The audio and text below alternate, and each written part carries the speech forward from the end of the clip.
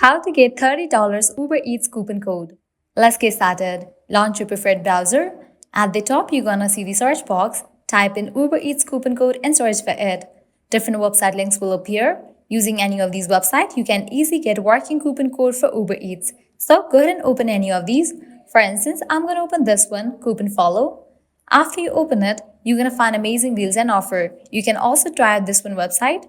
In this website, you're gonna find many offers for Uber Eats. You can see that 25% off, $20 off, $50 off, and many more. Head towards any of the offer that you want to grab, just click on it. With that, you're going to get the code. Now I can copy it, then click on Redeem at Uber Eats. You'll be directed to the official website of Uber Eats. Now I can log into your account, browse through the menu, select the items that you want to purchase, and proceed to checkout.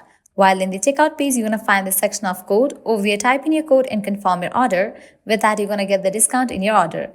Likewise, you can also try out other offers. In this page, you're going to find tons of offers and deals for Uber Eats. The process is same.